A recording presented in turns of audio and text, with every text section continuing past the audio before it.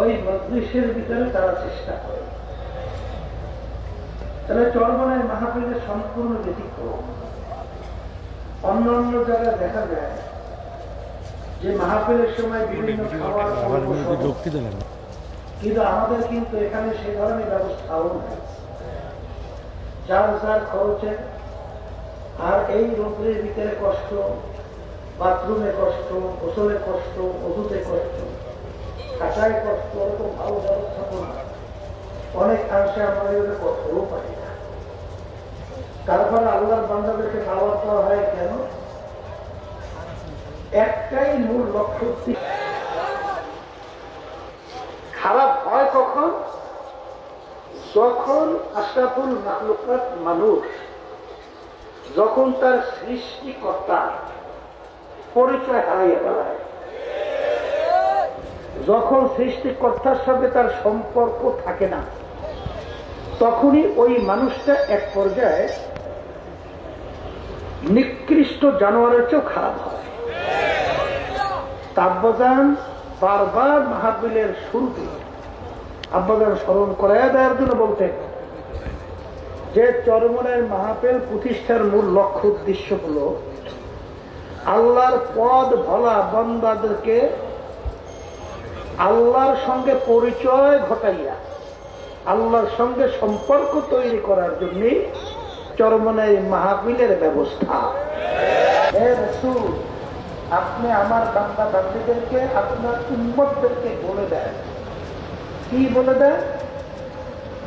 যে আমাদের নামাজ, আমাদের রোজা, আমাদের সমস্ত ইবাদত, আমাদের সব একমাত্র উদ্দেশ্য লক্ষ্য হবে আল্লাহ রাব্বুল আলামিনকে রাজি খুশির জন্য।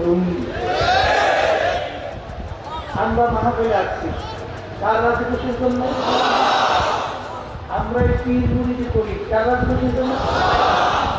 আমরা যত কার্যক্রম পরিচালনা করি কার রাজি খুশির জন্য?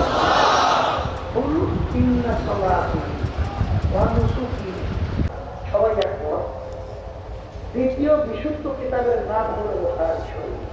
আমাদের ঠিক করে দেখা হবে, কথা ঠিক কিনা?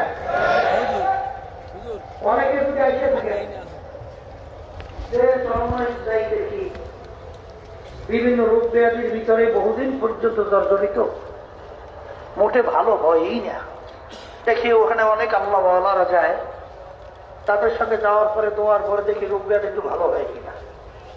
অনেকে কেসের ভিতরে জর্জরিত, দেখি ওখানে যাওয়ার পরে কেস থেকে পরিত্রাণ পাওয়া যায় কিনা। অনেকে ব্যবসা বাণিজ্যের ভিতরে সমস্যা, সেই ওখানে যাওয়ার পরে ব্যবসা বাণিজ্যের ভিতরে বরকত আছে কিনা এবং ব্যবসার ভিতরে লাভ বা বিভিন্ন সমস্যা দূর হয় কিনা।